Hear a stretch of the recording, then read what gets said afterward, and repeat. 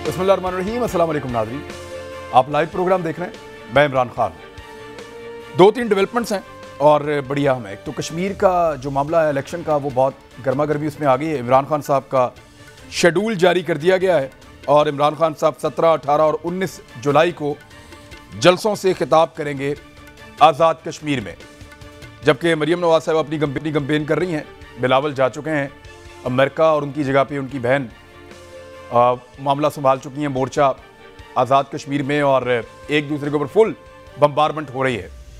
बिलावल सब पे तनकीद करके गए हैं, PMLN पे भी और PTI पे भी। मरीम नवाज की तनकीद जो है वो सारी की सारी इमरान खान साहब पे है और उनका बयानिया इमरान खान के खिलाफ है इस इलेक्शन में। लेकिन यहाँ पे कोई ये नहीं बता रहा कि गुज़िश्ता 5 साल में वहाँ कौन से काम किए गए और कौन सी डेवलपमेंट्स ऐसी हुई जिनके बुनियाद के ऊपर वोट मांगे। यानी मुझे ऐसा लगता है कि PMLN के पास या इस हुकूमत के पास बताने के लिए बहुत कुछ होना चाहिए था कि हमारे 5 साल ख़त्म हो गए, हमने ये कुछ किया है, अब हमें अगले 5 साल के लिए दोबारा वोट दिया जाए। लेकिन मैंने ये देखा वहाँ पे हुकूमत हो, अपोजिशन हो या अपोजिशन की दूसरी जमात हो, वो सारे एक दूसरे पे तनकीद कर रहे हैं, एक दूसरे को बुरा कह रहे हैं, अपना एजेंडा कोई नहीं दे रहा। ये कोई नहीं बता रहा कि वो कश्मीरियों के लिए क्या करेगा। वहाँ बड़े सीरियस मसाइल हैं बहुत सारी चीज़ों के, उन मसाइल को हल करने के लिए बड़ी संजीदा एफर्ट चाहिए। और एक जो कश्मीरियों का बड़ा अहम मामला है वो है मकबूजा कश्मीर के हवाले से उनके भाई, रिश्तेदार, उनके करीबी लोग और उनका इलाका बटा हुआ है। वो लोग वहाँ पे लाइन ऑफ कंट्रोल के उस तरफ एक तकलीफ दे ज़िंदगी गुजार रहे हैं, उस पर भी उनके बहुत सारे तहफ़्फ़ुज़ात हैं और उसको लेकर वो पॉलिटिकल पार्टीज़ के बारे में फ़ैसला करते हैं। दूसरी, वफाकी काबीना में एक तब्दीली हुई है, बल्कि एक इजाफा हो गया है। मोहन सराई जिन्हें इमरान खान साहब अपनी काबीना में नहीं लेना चाह रहे थे, बहरहाल 3 साल गुजरने के बाद अब मोहन सराई को वफाकी वजीर बना दिया गया है और अब भी वसाइल की वजारत भी दे दी गई है। मोहन सराई के ऊपर मुकदमा चल रहे हैं, यानी इनके खिलाफ इंक्वायरीज हैं। शुगर के अंदर भी इनका नाम आता है, माजी के कुछ स्कैंडल्स में भी इनका नाम आता है, अभी भी कुछ स्कैंडल्स हैं। इसके ऊपर मैं ज़रा तहकीकात कर रहा हूँ। मोहन सराई का सारा मवाद इकट्ठा किया है कि नया वजीर जो शामिल किया गया काबीना में, उसके खाते में कौन कौन सा ऐसा मामला है जिसकी वजह से उसको शामिल करने से कतरा रहे थे इमरान खान साहब, लेकिन फिलहाल अब कर लिया है।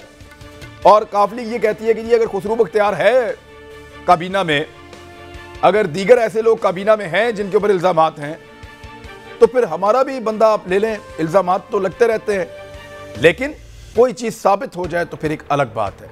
अब यहाँ पॉलिटिकल एलीट के खिलाफ चीज़ें साबित करना बहुत मुश्किल होता है। लोग बाइज्जत बरी होकर अपने आप को सुरखरू कहते रहते हैं।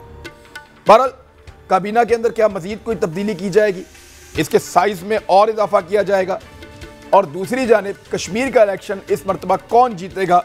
माजी का रिकॉर्ड है जिसकी वफाक में हुकूमत, वो कश्मीर का इलेक्शन जीत जाता है, लेकिन क्या इस मरतबा ये रवायत टूट जाएगी, एक बड़ा सवाल है। प्रोग्राम का आगाज करते हैं। हमारे साथ जो मेहमान मौजूद हैं उन आलिया हमजा साहिबा, मेंबर कौमी असम्बली पाकिस्तान तहरीक इंसाफ, बहुत शुक्रिया आपका ज्वाइन करने के लिए। चौधरी निसार चीमा साहब, मेंबर कौमी असम्बली PMLN, बहुत शुक्रिया सर आपका भी ज्वाइन करने के लिए। कादिर खान बंदर खैर साहब, ये हाल ही में मेंबर कौमी असम्बली बने, पाकिस्तान पीपल्स पार्टी से आपका ताल्लुक है सर, बहुत शुक्रिया आपका भी ज्वाइन करने के लिए। सबसे पहले चौधरी निसार चीमा साहब, आप पहले अपनी राय दे दें। मोहन सराई साहब के वफाकी वजीर बनने पर आप मुबारकबाद देंगे, उनको क्या कहेंगे? देखिए, बिल्कुल मैं उनको मुबारकबाद दूंगा और उनको इतना इंतज़ार नहीं करवाना चाहिए था। ये इमरान खान साहब ने ज़्यादती की और उनको बिल्कुल अंडरमाइन किया, अंडर एस्टिमेट किया, और मैं समझता हूँ कि उनको ये बहुत पहले जिस तरह उनके इत्तेहादियों का मुतालबा था, इनको देखें ज़ाहिर है कि अपनी हुकूमत बनाने के लिए और हुकूमत बचाने के लिए इमरान खान साहब जो है he can go to any extent, और उनको जब करना ही था ये, तो ये उनको बहुत पहले कर लेना चाहिए था। लेकिन इमरान खान साहब, मैं आपसे ये गुजारिश करना चाहूँगा कि आज बाकी सियासी मामलात एक तरफ, लेकिन आज हम यौम शहदाए कश्मीर मना रहे हैं। 13 जुलाई 1931 को जो जुल्म हुआ, जब आपको याद है कि सेंट्रल जेल श्रीनगर में एक हुर्रियत पसंद एक कश्मीरी मुजाहिद अब्दुल कदीर के ख़िलाफ़ मुकदमा चल रहा था, और जिसके ख़िलाफ़ जब जमा हुए कश्मीरी बहुत बड़ी तादाद में, और जब अजान देते हुए यके बाद दीगरे एक के बाद दूसरा 22 लोगों ने मिलकर उस अजान को मुकम्मल किया था। 22 लोगों ने मिलकर उस अजान को मुकम्मल किया और एक नई तारीख रकम की अपने खून के साथ। तो बात यह है कि वो तो 22 शहदा थे। आज ये है कि ये तहरीक आज़ादी कश्मीर जो है वो 1 लाख कश्मीरी मुजाहिदीन जो हैं उनके शहदा जो हैं उनके खून से रंगीन हो चुकी है। 15,000 से ज़्यादा हमारी इफ़्फ़त माएँ बहनें और बेटियाँ जो हैं वो इनकी दरिंदगी का शिकार हो चुकी हैं।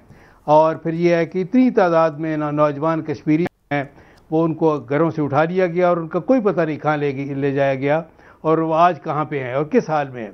फिर सैकड़ों की तादाद में कश्मीरी नौजवान जो हैं उनको पैलेट गन्स के ज़रिए उनको बिनाई से महरूम कर दिया गया।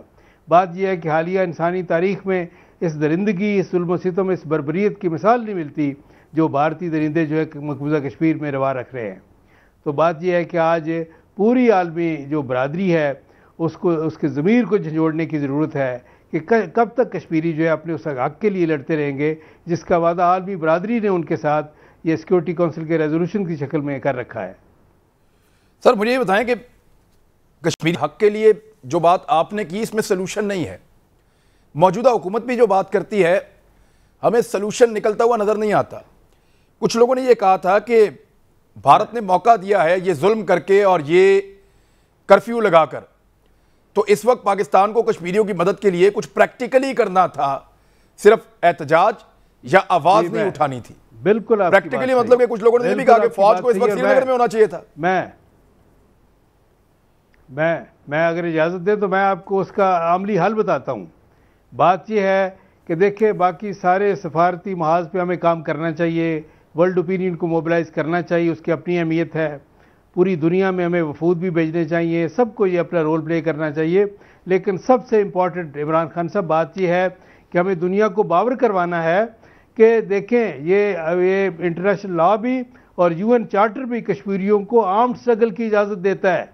यह है कि जो उनको ये कि महकूम और मजलूम कश्मीरी जो है उनको ये हक है मुसल्लह जदोजहद आज़ादी का। और जिस तरह इमरान खान साहब, जिस तरह सोवियत यूनियन ने जब इंटरवीन किया, अफगानिस्तान पे कब्जा किया, तो अफगान फ्रीडम फाइटर्स की आर्म स्ट्रगल की मदद के लिए अमेरिका समेत पूरी दुनिया आई। अगर यह है कि उनकी आर्म स्ट्रगल जायज़ थी, ये अफगान फ्रीडम फाइटर्स की अगेंस्ट सोवियत यूनियन, तो कश्मीरी फ्रीडम फाइटर्स की आर्म स्ट्रगल भी बिल्कुल जायज़ है। अगर उनकी मदद के लिए पूरी दुनिया आई, वो आए या ना आए, लेकिन पाकिस्तान ये है कि आपने इस जिम्मेदारी से ये बिल्कुल ये है कि ला ताल्लुक़ नहीं रह सकता। और दूसरी बात इमरान खान साहब ये है कि ये पूरी दुनिया में देखें ये कि ये एक पूरा नाम है लॉर्ड एब्री का, मैं कई बार जिक्र कर चुका हूँ। पूरे यूरोप में उनका नाम एज ह्यूमन राइट्स एम्बेसडर लिया जाता है, बड़े एहतराम के साथ, बड़ा उनका मुकाम है। उनके अल्फाज ये हैं कि the arm struggle of Kashmiri freedom fighters cannot be labeled as terrorism. This armed struggle is totally justified as it is backed by UN Security Council resolutions. तो हमें पूरी दुनिया को बावर करवाना है कि उनकी आर्म स्ट्रगल बिल्कुल जायज़ है और यह है कि हम अपने इस जिम्मेदारी से ला ताल्लुक़ नहीं रह सकते। आलिया हमजा साहबा, कश्मीरियों को यह बताने किसी के पास भी कुछ नहीं है कि उनके भाइयों की आज़ादी के लिए क्या किया गया, यानी प्रैक्टिकली ज़बानी जमा खर्च तो सब करते हैं, इमरान खान साहब ने ज़रा ज़्यादा कर दिया होगा और अक़वाम मुत्तहिदा में तकरीर भी बड़ी शानदार की, लेकिन ज़मीन पे फ़र्क क्या पड़ा? आज भी कर्फ्यू होता है, आज भी जुल्म होता है, आज भी उनकी नस्लकुशी हो रही है, आज भी उनकी ज़मीनों पे दूसरों के कब्ज़ों का बंदोबस्त किया जा रहा है, कवानीन भारत अपनी मर्जी के ला रहा है और अपने तरीके से पूरे खित्ते पर कब्जे को मजबूत कर रहा है। बिस्मिल्लाहिर्रहमानिर्रहीम। थैंक यू इमरान साहब। इमरान साहब, मैं तो सिर्फ इतना कहूंगी कि अगर इमरान खान साहब ने, प्राइम मिनिस्टर साहब ने कश्मीरियों के लिए कुछ ना किया होता तो आज वहां पर प्राइम मिनिस्टर इमरान खान साहब और पाकिस्तान जिंदाबाद के जब उनकी रैलियां निकलती हैं तो वहां नारे ना लगते। आज जब वहां वॉल चॉकिंग होती है तो वहां प्राइम मिनिस्टर इमरान खान साहब के नारे लगते हैं और इमरान हमारा भाई है ये कहकर उनकी खवातीन बाहर निकलती हैं। उनके ट्रस्ट का आलम प्राइम मिनिस्टर पर ये है और आपने भी देखा है और दुनिया ने भी देखा है कि कश्मीर का वो इशू जो डेड हो चुका था, कश्मीर कमेटी जो सिर्फ लस्सी पीने और निहारी खाने तक महदूद हो चुकी थी। हर जगह अगर आप इंटरनेशनल न्यूज़पेपर्स देखें तो हर जगह जो इंडिया और मोदी का मकरू चेहरा है वो सबके सामने एक्सपोज हो चुका है। आज कश्मीर के इशू को ये समझा जा रहा है कि मतलब ये दो कंट्रीज के दरमियान का इशू नहीं है, ये कहीं की सालमियत का इशू है, उन लोगों के मुस्तकबिल का सवाल है। आज इंडिया को ये समझा जा रहा है कि आज का इंडिया जो कभी पाकिस्तान को एक टेररिस्ट कंट्री कहलवाता था, आज ये समझा जा रहा है कि वहां पर अकलियतें महफूज नहीं है, वहां पर कश्मीरियों के मफादात का तहफ्फुज नहीं हो रहा। अगर प्राइम मिनिस्टर इमरान खान साहब ने यह कहा था कि वो एम्बेसडर हैं कश्मीरियों के, तो उसको प्रूफ करके दिखा रहे हैं। आप मुझे बताएं, आज हमारी एयर स्पेस इंडिया यूज नहीं कर सकता, ये किसने बंद की है? हमने बंद की है। आज इन साथ हमारे कोई ट्रेड टर्म्स नहीं है, ये किसने बंद किया? ये प्राइम मिनिस्टर इमरान खान साहब ने बंद किए। और अभी आप देखें, जब हमें धागा वहां से सस्ती कीमत पर मिल रहा था, हमने वहां से तब भी कोई ऐसी चीज, कोई ऐसा सौदा नहीं किया। आपने देखा है कि किस तरह अब इंडिया हमसे बैकडोर डिप्लोमेसी करना चाहता है, लेकिन प्राइम मिनिस्टर इमरान खान साहब का और तहरीके इंसाफ का एक ही स्टैंड है कि जब कश्मीर को इसकी दोबारा वाले हालत पर लाया जाएगा तो हम बातचीत का दरवाजा खोलेंगे। मेरा यह ख्याल है कि जो stand prime minister Imran Khan साहब और पाकिस्तान तहरीके इंसाफ की हुकूमत ने कश्मीरियों के लिए लिया है, इससे बेहतर स्टैंड नहीं लिया जा सकता। अच्छा आली हमजा साहब, सिर्फ एक सवाल छोटा सा, एक छोटा सा सवाल। स्टांस आप लोगों ने लिया, उसका फायदा प्रैक्टिकली ऑन ग्राउंड क्या है कश्मीरियों को? सर उसका फायदा देखें, मैं सबसे पहले यह बता दूं कि अगर कश्मीर कॉज आज हेडलाइन बढ़ रहा है इंटरनेशनल न्यूज़पेपर्स की, ये तो इश्यू बिल्कुल डेड हो रहा था। आज अगर लोगों को यह लग रहा है कि कश्मीरियों के साथ जुल्म ज्यादती हो रही है, देखें हर चीज का आज तक यही कहा जाता था कि कश्मीरी मुजाहिदीन टेररिस्ट हैं, लेकिन अब यह लगता है कि कश्मीरी मुजाहिदीन अपने हक की बात करें। पुलवामा अटैक हो तब इंडिया एक्सपोज होता है, अगर इंडिया यहां आकर कुछ करे अब इंडिया एक्सपोज होता है। देखिए डिफरेंस है, दो हुकूमतों में डिफरेंस है। आज तक पाकिस्तान को एक टेररिस्ट ऑर्गेनाइजेशन के तौर पर India all over the world promote करता था।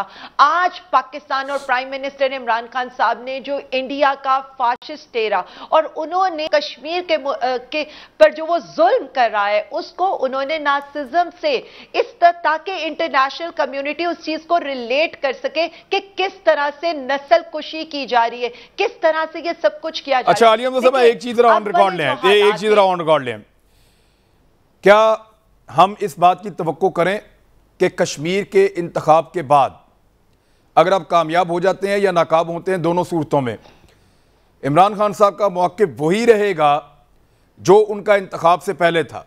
यानी जब तक भारत कश्मीर का वो स्टेटस वापस नहीं करता 5 अगस्त वाला, तब तक हम तो बैठने वाले नहीं हैं। ये मौक़िफ़ यही रहेगा इलेक्शन के बाद भी? सबसे पहले तो आपको एक बात बता दूं, शायद प्राइम मिनिस्टर इमरान खान साहब को आप तो शायद बहुत अच्छी तरह जानते हैं, अवाम भी बहुत अच्छी तरह जानती है, ऑपोजिशन नहीं जानती। प्राइम मिनिस्टर इमरान खान साहब का 20 साल पहले ये स्टैंड था अफगानिस्तान के लिए कि पीस टॉक इसका हल है। वो किसी भी फोरम पर गए, उन्होंने अपना स्टैंड चेंज नहीं किया। कश्मीरियों के बारे में भी उनका पहले दिन से यही स्टैंड है कि वो कश्मीर के एम्बेसडर हैं। हम ये इलेक्शन जीते या ना जीते, हमारे दिल कश्मीरियों के साथ धड़कते हैं और हम उनके लिए जिस हद तक जाना चाहते हैं जब तक उनको आजादी ना दिलवा दें। देखें प्राइम मिनिस्टर इमरान खान साहब के लिए मैं तो सिर्फ इतना कहूंगी कि वो कभी भी इलेक्शन का नहीं सोचते हैं, वो आइंदा आने वाली नस्लों का सोचते हैं। तो वो कश्मीरियों की आजादी का सोचेंगे, अपने इलेक्शन की हार जीत का कभी भी नहीं सोचेंगे। कादर खान बंदूखेल साहब, आप इसके ऊपर कुछ कहना चाहें जो आपने सुना, अगर सुना तो? जनाब जी चलिए, मैंने बिल्कुल सर मैं जानना चाहता हूं आपसे कि कश्मीर के ऊपर मौजूदा गवर्नमेंट की पॉलिसी क्या होनी चाहिए थी अगर ये ठीक नहीं है तो?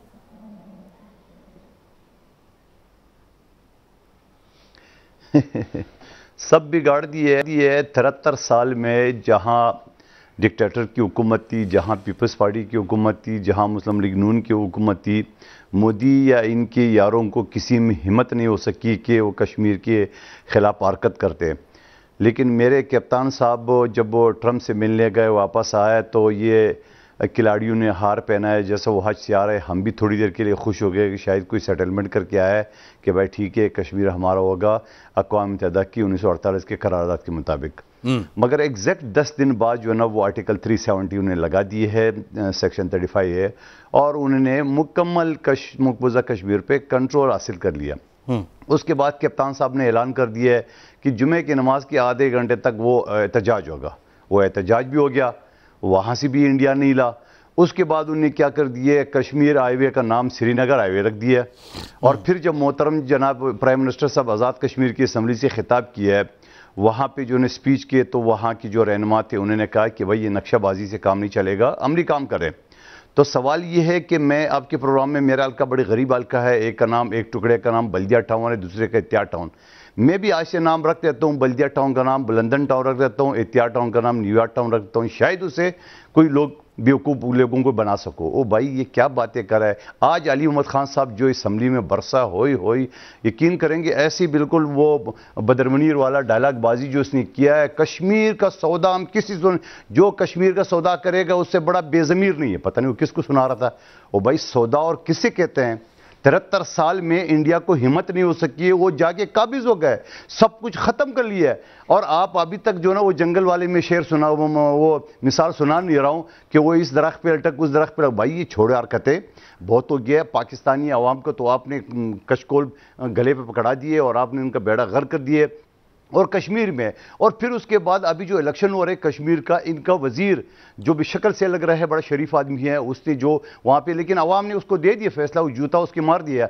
उसने क्या कहा कि 500 अरब रुपए दूंगा, एक जो आप मेंबर है उनको 4 से 5 अरब रुपए देंगे। और भाई वो किधर गया वो इलेक्शन कमिश्नर जो कश्मीर आज़ाद कश्मीर का था, जो बहुत ज़्यादा वो भी बढ़ के मार रहा था, नहीं जी हम टाइम पे करेंगे, उनका इलेक्शन जो है ना पोस्टपोन नहीं होना चाहिए वगैरह वगैरह। वो कहाँ है वो आजकल? वो आजकल आज़ाद कश्मीर में है कि या कहीं और मुल्क में चले गए? वो क्या एक्शन ले रहे हैं? क्या हुआ? ये सारे के सारे मिनिस्टर, वो मुराद सईद की तो मैं बात ही नहीं करूं, ये सारे के सारे वहां पे जाके बढ़ के माने। हमने क्या किया? मुझे पता है आलिया साहिबा जो है ना मेरी बात का जवाब दें, बिलावल साहब ने गलत बात क्या की? यही बात की जो मैंने आपके सामने दोहराई। क्या गलत बात की है? मोदी का यार का क्या गलत कहा? मुझे एक बात तो बता लें, आपके वजीर आज हमारे एक मिनट मोदी का यार, अब एक मिनट सर, जरा खोल दूंगा कि सर एक मिनट गैर हाजिरी पे सर, मोदी का यार तो आप नवाज शरीफ को कहते थे, मोदी का यार तो आप नवाज शरीफ को कहते थे, तो अब तब्दील हो गया यार इनके होते हुए इनके गुंडों ने। और इस तरह मर्दान में, इस तरह बनू में जो वाकयात होते रहे, मैं क्या बोलूंगा। इनकी सिर्फ डायलॉग बाजी है कि हम कश्मीर नहीं छोड़ेंगे। भाई कश्मीर आपसे जा चुका है, कश्मीर अगला कब्जा कर चुका है, आर्टिकल 370 लगा चुका है। आप करो, हिम्मत करो, पकड़ लो। आप कह रहे हैं मैं वकील बनूंगा। भाई हमें जाली वकील नहीं चाहिए, हमें असली वकील चाहिए। ऐसा वकील चाहिए जो बिल्कुल दुश्मन की आंखों में आंखें डाल के उसे कश्मीर ले। ये सारी भड़के मारना आपने 30 साल इसी चक्कर में गुजार दिया। पाकिस्तान का तो आपने, सर मोदी का यार कौन है? सर मोदी का यार कौन है? कर दिया सर, हुकूमत आगे तो दूसरा टुकड़ा भी दे देगी इनको, कोई भरोसा नहीं है। मंदोखेल साहब आप मुझे सुन पा रहे हैं? मेरी आवाज आ रही है आपको? जी जी सर, मोदी का यार कौन है? सर ये तो टाइटल नवाज शरीफ को दिया था आपने।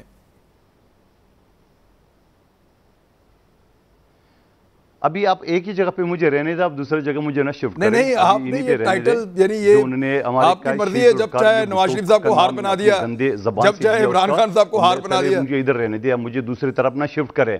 ये हाल है, ये बदतमीजियों का। जी आलिया हमदा साहबा जी रिस्पॉन्ड करें।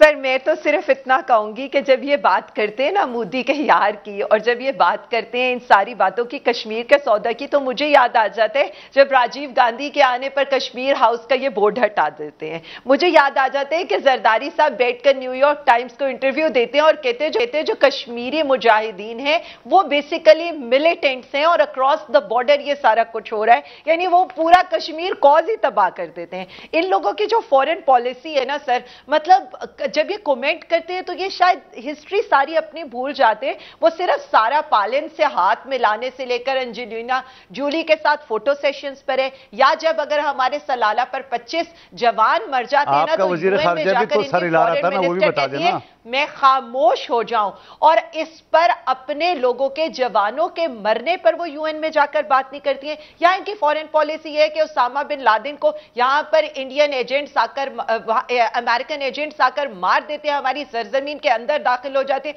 और ये उन्हें मुबारकबाद दे रहे होते हैं, या रेमंड डेविस को ये उनके हवाले कर रहे होते हैं। इसलिए ये ऐसी बातें ना करें।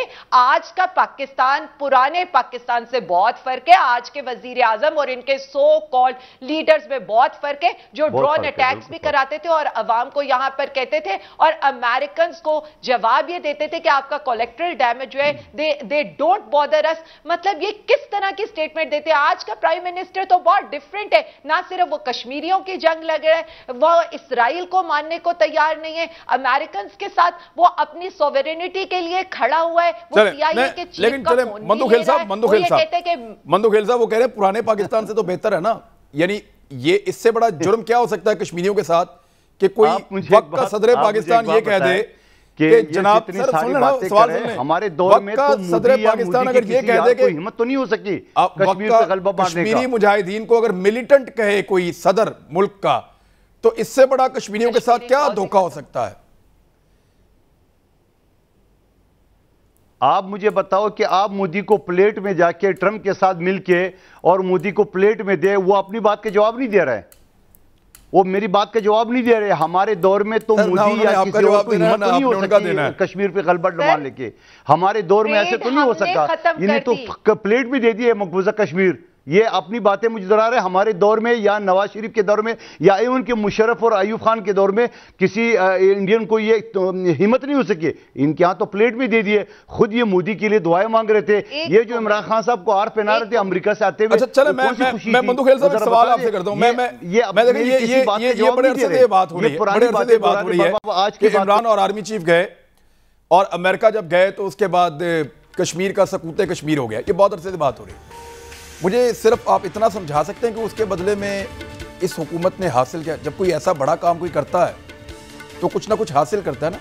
अमेरिका के साथ तारीखी बदतरीन ताल्लुकात आपके इस वक्त हैं और आपने उनके कहने पे कश्मीर का सौदा कर दिया। भारत के साथ आपने तिजारत भी बंद कर दी, ताल्लुकात भी ख़त्म कर दिए, और कश्मीर आपने हासिल क्या किया इस सौदे में? यानी हर सौदे में बेनिफिशरी को पकड़ना होता है ना। बेनिफिशरी कौन था एक सौदे का? ब्रेक के बाद पूछ लेते हैं। हमारे साथ ये नाज़रीन ब्रेक वापस आ रहे हैं। वेलकम बैक नाजरीन। निसार चीमा साहब अच्छे जलसे हो रहे हैं वहाँ, PMLN के जलसे रैलियाँ चल रही हैं और बड़ी आज़ादी से आप अपनी कंपेन कर रहे हैं। और इसके अलावा पाकिस्तान पीपल्स पार्टी भी अपनी कंपेन कर रही है, PTI भी कर रही है। अभी इमरान खान साहब ने जाना है वहाँ पे कंपेन करने के लिए। अब आप ये अखज़ कर बैठे हैं कि सबसे तगड़ी कंपेन आपकी है, लिहाजा अगर आप हारे तो धांधली हो जाएगी, और धांधली के कबल अज़ वक्त इल्ज़ामात लग रहे हैं। अभी 3 दिन का टूर शेड्यूल हुआ है इमरान खान साहब का, उनके भी जलसे आप देख लीजिएगा। तो क्या कबल वक्त धांधली के इल्ज़ामात, आपको नहीं लगता कि हमारी सियासी इमेच्योरिटी है? चीज़ों को होने दें। देखिए इमरान खान साहब, आज़ाद कश्मीर में होने वाले इंतखाबात की तरफ आने से पहले मुझे ये इजाज़त दें कि मैं ये कहूँ कि मोहतरमा आलिया हमज़ा माशाल्लाह बड़ी तैयारी के साथ आती हैं जी, और केस बहुत कमज़ोर भी हो तब भी यह है कि बड़ी जोश व खरोश के साथ वो केस लड़ती है। हाँ जी, देखें गुजारिश ये है कि अगरचे यह कि PTI के पास, हुक्मरानों के पास इस बात का कोई जवाब नहीं है कि क्या वजह थी कि मोदी की इंतखाबात में कामयाबी की का इज़हार सिर्फ इमरान खान साहब ने किया, 22 करोड़ आवाम में से किसी और ने नहीं किया, हत्ता कि PTI के वोटर सपोर्टर्स ने भी नहीं किया, किसी शख्स ने नहीं किया सिवाय इमरान खान साहब के। फिर ये है कि ये क्या विजन थी उनकी, क्या उनके अंदाजे थे जो बिल्कुल सरासर गलत निकले।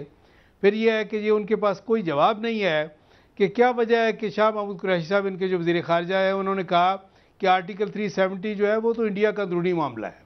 अंदाज़ा फरमा लें, यानी कश्मीर को यह है कि उनका जो स्पेशल स्टेटस है उसको ख़त्म करना जो है वो तो उनका अंदरूनी मामला है। ये क्या बात? अच्छा वैसे मैं आपसे अर्ज कर दूं, अगर मोदी आपकी सपोर्ट का ऐलान कर दे अगले इंतखाबात में, तो पाकिस्तान में आपकी क्या दुर्गत बनेगी आपको पता है?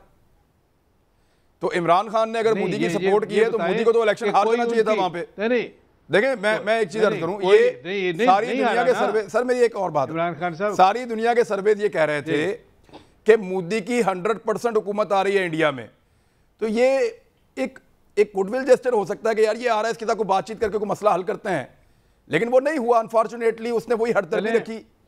चले मुमकिन है नहीं, चले आप उनके जो भी है कि उनके, यानी आप बेहतर जानते होंगे ये, लेकिन ये कि आप उसको जस्टिफाई करने की कोशिश करें, लेकिन ये जस्टिफाई नहीं कर रहा था, पॉसिबिलिटी तौजीह जो है वो पीटीआई के लोगों ने इस तरह की है कि उसको इस तरह एक्सप्लेन नहीं किया जी, और कोई जवाब नहीं दे पाए।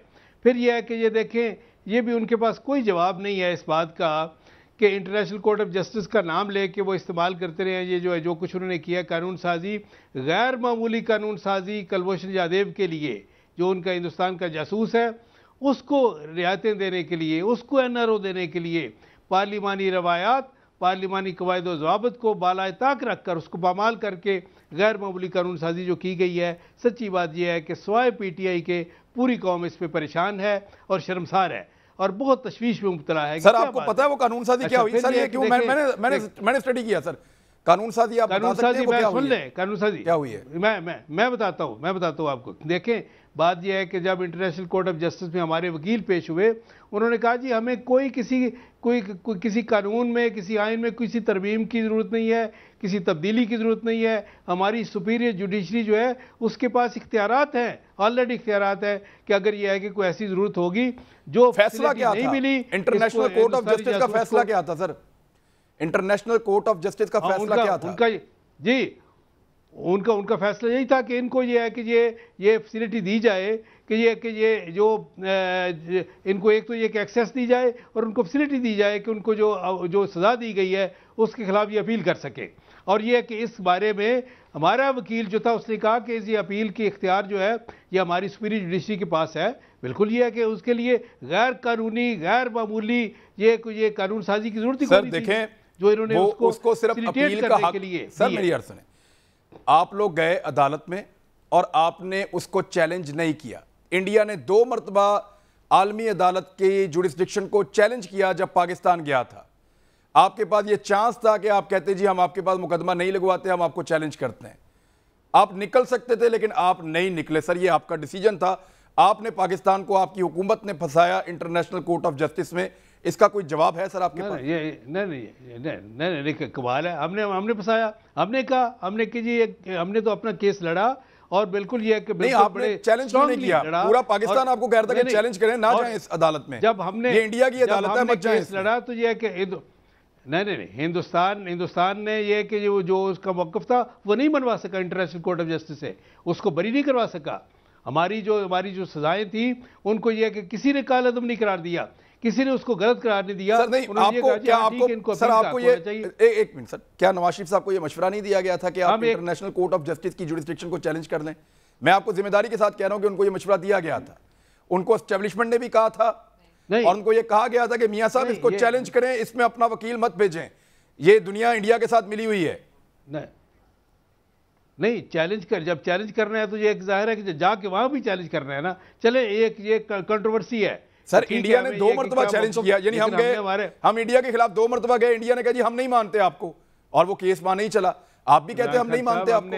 हमने अपना केस हमारी टीम ने बड़ी मजबूती से केस लड़ा और यही वजह है कि हिंदुस्तान अपना मौक़िफ़ नहीं मनवा सका international court of justice. Sir कुछ चीजें उसकी मानी गई, कुछ हमारी मानी गई। नहीं, देखे, गुजारिश ये है, असल जो बात है कि मैं फिर ये कहूँगा कि हमारी बहन जो है मोहतरमा आलिया हमज़ा जो फरमा रही थी कि हमने ये किया कश्मीर के लिए। देखें, बात ये है, अगर तकरीरों की बात है तो सबसे बड़ी जानदार तकरीरें कश्मीर के मौजू पे आज तक जो हुई हैं हमारी तारीख में, सबसे जानदार तकरीरें ज़ुल्फ़िकार अली भुट्टो ने की है, इसमें कोई शक नहीं है। उसके बाद इमरान खान साहब ने बड़ी अच्छी तकरीर की।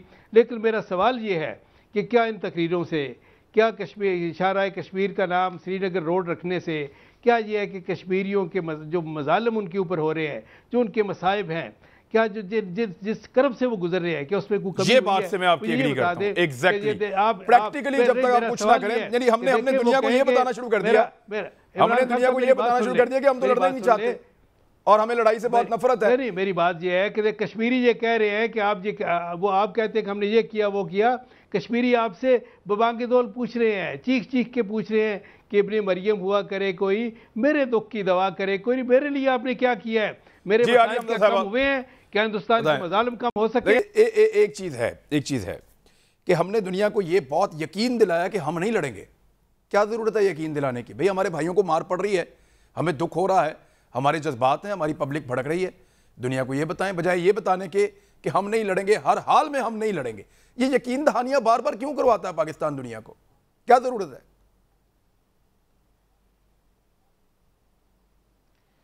मैं तो बस इतना कहूंगी सर, बड़ा अच्छा लगा आज पीएमएलएन ने गुलभूषण का नाम ले लिया और गुलभूषण का नाम जब इन्होंने लिया तो मुझे तो इनको 5 सालों में इनकी लीडरशिप ने तो गुलभूषण का नाम तक लेना गवारा नहीं किया। और गुलभूषण के केस के बारे में आपने बिल्कुल सही बताया है कि यहां पर ऑपोजिशन एस्टैब्लिशमेंट सबने नवाज शरीफ साहब को रोका था और कहा था कि आप आईसीआईजे की जो रिस्ट्रिक्शन को मत माने, लेकिन उसके बावजूद वो ये केस लेकर गए। उसके टाइम खत्म होने से पहले, टाइम बाट होने से पहले भी उन्हें कहा गया। उसके बाद जो मैं याद कराना चाहती हूं, वहां की अदालत ने जब फैसला दिया तो उसने उन्हें प्राइम मिनिस्टर साहब की स्टेटमेंट इंडिया के हक में पाकिस्तान के अगेंस्ट इस्तेमाल की। तो ये रियलिटीज हैं जो हमें याद रखनी चाहिए। उसके अलावा जब ये यहां पर आप बात कर रहे थे तो मुझे याद आ रहा था कि जब मोदी के इलेक्शन से पहले प्राइम मिनिस्टर इमरान खान साहब ने ये कहा था तो वहां के जितने भी तज्जियाकार थे उन्होंने इसको प्राइम मिनिस्टर इमरान खान साहब की गुगली करार दिया था और ये कहा था कि इससे मोदी के इलेक्शन में रेटिंग कम हुई है। और पॉइंट वाज द सेम जो आपने एक्सप्लेन किया है कि पाकिस्तान में मोदी की सपोर्ट की कोई भी जमात को वो पजीराई नहीं मिल सकती। फिर ये जब बात कर रहे हैं सर, मुझे एक बात बताएं, मतलब मुझे अच्छा नहीं लग रहा, मैं इनको बार बार एक बात बता रही हूं, ट्रेन नहीं आप ये बताएं, ये कानून आपने कुलभूषण के लिए जो पास किया ये आपने क्यों किया, ये बताएं। अच्छा, अब मैं इस कानून के बारे में भी आपको बता दूं। देखिए मेरी एक बात सुने, पाकिस्तान ऑलरेडी फेटफ की जंग लड़ रहा है। पाकिस्तान एक जिम्मेदार रियासत है, ना हम इसको लेकर जाने वाले आईसीआईजे में। यहां पर भी जब मुकदमा लड़ा गया, मुकदमे में भी उन्होंने हमें 2 चीजें कही। एक उन्होंने कहा कि कुलभूषण को आपने कौंसलर रसाई देनी है, हमने वो उसको दी। दूसरा उन्होंने कहा कि इसको आपने एक पेश करना है इस तरह से जिसके लिए हमें कानून बनाने की जरूरत थी। गुलभूषण को आप ना हम उसको माफी दे रहे हैं, ना उसकी फांसी की सजा खत्म हो रही है, बल्कि जितने भी दहशतगर्द हैं, आज अगर इंडिया के अगेंस्ट डोजियर्स है पूरे जो है इन द होल वर्ल्ड हम दे रहे हैं। आज जब ये यहां पर लाहौर पर ये बम ब्लास्ट हुआ है तो हमने ये नहीं किया कि हम ढके छुपे लफ्जों में कहें कि कोई हमसाया मुल्क था जिसने ये सब कुछ किया। हमने क्लियर कट कहा है कि इंडिया इन्वॉल्व है पाकिस्तान में तखरीबकारी करने पर और हम इंडिया को एक्सपोज कर रहे हैं। हम बिल्कुल ये हरकतें नहीं करते हैं कि जो जिस तरह की मैं जिस बात पर आगे आने लगी थी, हम कभी कश्मीर कमेटी अपनी हुकूमत के लिए लस्सी और इनके लिए नहीं दे रहे। हम कभी भी ये सारा हम हुर्रियत कॉन्फ्रेंस के लोगों के साथ मिलेंगे। हम ये नहीं करेंगे कि हम वहां पर जाकर अपने बिजनेस इंटरेस्ट देखेंगे या हम वहां पर जाकर जी टीवी के माध्यम से। एक मिनट आलिया हमजा साहब देखेंगे, ये आप माजी में चली गई, मुझे जरा इसी पे बात करने दें। एक मिनट जरा होल्ड कीजिएगा, मैं वापस आता हूं आपके पास। मैं वापस आता हूं आपके पास। मुझे जरा एक चीज है, देखिए मैं तुखैल साहब, ये जो नया कानून आया ना, या जो कुलभूषण के लिए वो कहते हैं वो बिल है, उसमें है ये कि पाकिस्तान की अदालत यानी सुप्रीम कोर्ट ऑफ पाकिस्तान या पाकिस्तान की आला अदालत, वहां पे कुलभूषण यादव के पास अपील का हक है। अगर पाकिस्तान अपने दस्तयाब सबूतों के साथ, कुलभूषण यादव के एतराफ़ जुर्म के साथ, अगर पाकिस्तानी अदालत के जज उसको सजा को बरकरार नहीं रख सकते ना सर, फिर तो छोड़ ही देना चाहिए। यानी अपने अदालती निज़ाम पे इतना भरोसा तो होना चाहिए और अपने इन्वेस्टिगेशन पे हमें इतना भरोसा तो होना चाहिए कि हमने एक जासूस पकड़ा और उसने यहाँ पे दहशतगर्दी की और उसने पाकिस्तान को तबाह किया। पाकिस्तान के खिलाफ बहुत सारी कार्रवाइयों के शवाहिद और सबूत मौजूद हैं। वो सारी चीज़ें जब आप अदालत में देते हैं तो कैसे हो सकता है कि अदालत उसको फांसी ना दे? वो तो बेशुमार जानों के साथ खेला पाकिस्तान में।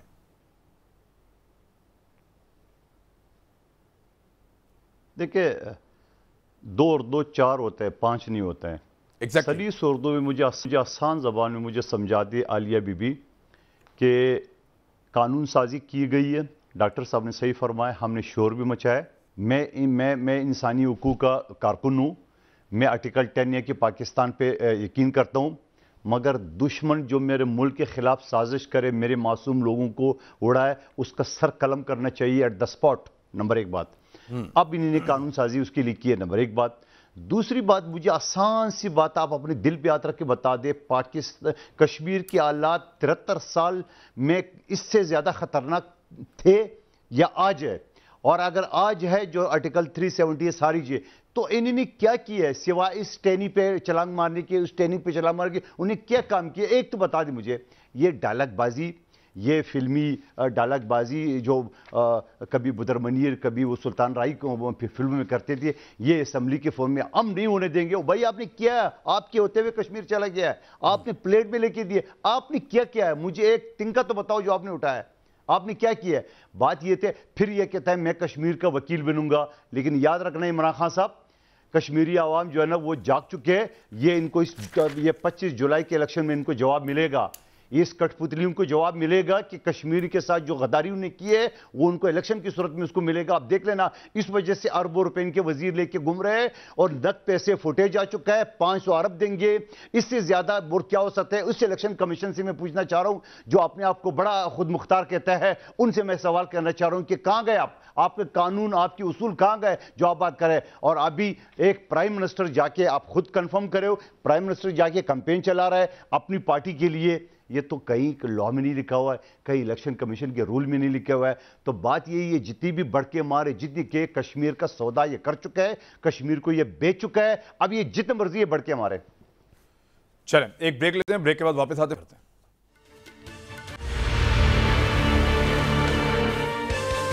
वेलकम बैक नाजरीन। देखें अभी मामला फिर वही रुक गया, लेकिन पहले मैं आपके पास आ जाता हूं आलिया हमदा साहबा।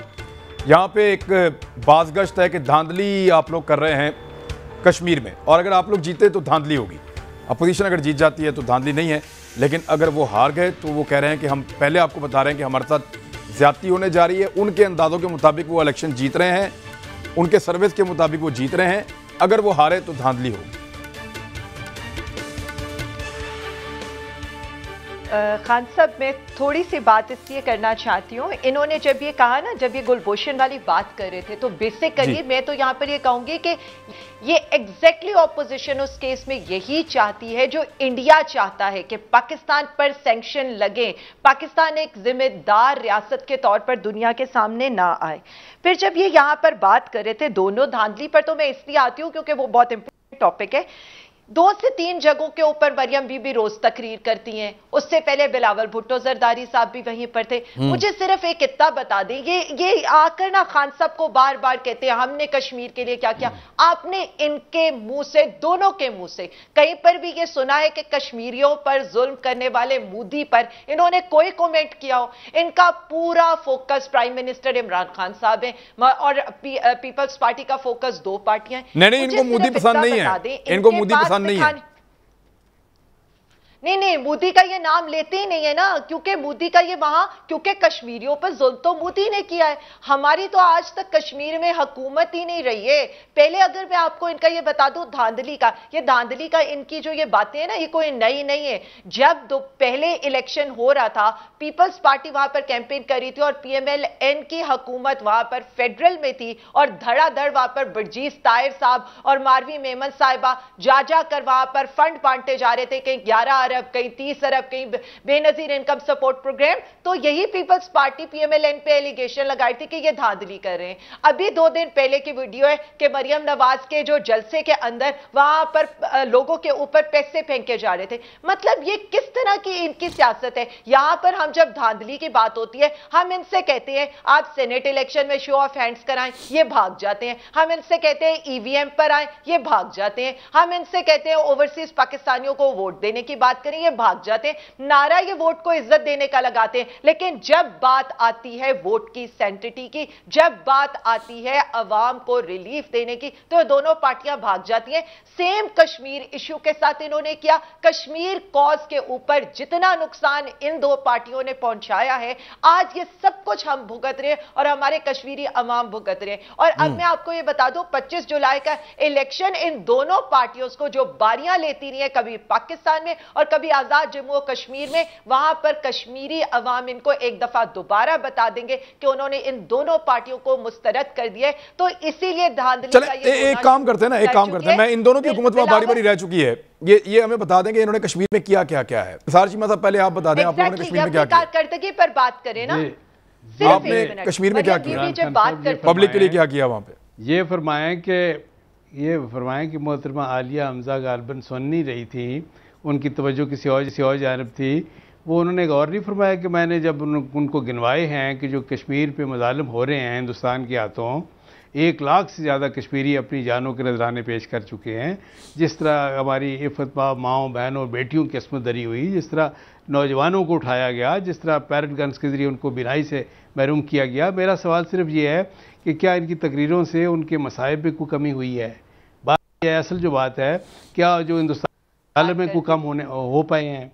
जो काम तो वो करना चाहिए। बात यह है कि कौन सा इन्होंने ऐसा काम को स्टेप लिया है जिससे ये कि उनके मसाइब में। सर आप लोगों ने कश्मीर में क्या किया पिछले 5 साल आपकी हुकूमत थी? नहीं, मेरी बात सुन ले, मुझे मेहरबानी करके मुझे मौका दे। 5 अगस्त का जो काम था, जो आज तक नहीं हुआ, हिंदुस्तान को आज तक किसी हुकूमत में जरूरत नहीं हुई, आज ये इनकी हुकूमत में अगर हुआ है तो उसके जिम्मेदार भी हम हैं, मुस्लिम लीग नून और पीपल्स पार्टी उसके जिम्मेदार है। क्या ये क्या नहीं सर, आप लोग नहीं है सर, लेकिन आप लोगों ने कश्मीर, आजाद कश्मीर वालों के लिए क्या किया सर? आखिरी बात देखें, आखिरी बात जो है इमरान खान साहब, मैं ये वाज़ेह तौर पे कहना चाहता हूँ कि देखें, धांधली कहीं भी हो ये गलत है, गैर कानूनी है, गैर अखलाकी है, गैर आईनी है, लेकिन कश्मीर के ऊपर मेरी इल्तजा ये है कि ये बड़ा सेंसिटिव इशू है, कश्मीर का जो इशू है, इसलिए मेहरबानी करके देखें। मकबूजा कश्मीर के मामले में हम कहते हैं कि वहाँ जो भी हुकूमत आती है अवाम के वोटों से नहीं आती, हिंदुस्तान की मुसलत कादर खान मंदोखेल साहब आप कंक्लूड कर दें सर। ये धांधली के जरिए धांधली का एक शोर तो मच रहा है, केस कमजोर होगा, धांधली का एक शोर तो मच रहा है, लेकिन कारकर्दगी भी तो बताई जाए ना कि माजी में क्या किया किसी ने कश्मीरियों के लिए कि वो दोबारा वोट मांगे। कारकर्दगी बताएं। काश ये सवाल मैंने 3-4 मरतबा किए आलिया साहिबा से, आप इनके सामने। सर उनकी कश्मीर में आज तक हुकूमत ही नहीं आई ना, आपने क्या किया हमारी कश्मीर के साथ? सुन ले, हुकूमत के साथ तो हुकूमत होते हुए इसने दिए ना। ये जो मोदी 370 ये किसके दौर में? इनके दौर में है। लेकिन पीपल्स पार्टी का कश्मीरियों के साथ रिश्ता है 3 नस्लों से, और 3 नस्लों से अल्हम्दुलिल्लाह मोदी या इनकी बाप में किसी में हिम्मत नहीं हो सके कि वो 370 लगाता है। ये सबसे बड़ा कारनामा है। तरक्याती काम नहीं गिनवा रहा हूं, दूसरी चीजें नहीं गिनवा रहा हूं। कश्मीर के ऊपर हमने जो पैरा दिए है वो 3 नस्लों से पीपल्स पार्टी के। इन्हें 2.5 साल की हुकूमत में क्या किए? प्लेट में दिए। सर चले, मेरे पास वक्त खत्म हो गया है, लेकिन मेरा एक सवाल रह गया बीच में कि आप दोनों की हुकूमतें रही, आप लोगों ने कश्मीर में ऐसा क्या किया कि आप लोग दोबारा वोट मांग रहे हैं? दूसरे को बुरा कहना बहुत ज़रूरी है, लेकिन अपना भी बताएं कि हमने ये अच्छा काम किया था। चलें फिर बात करते हैं कल एक और प्रोग्राम में। अपना ख्याल रखिएगा। अल्लाह हाफ़िज़।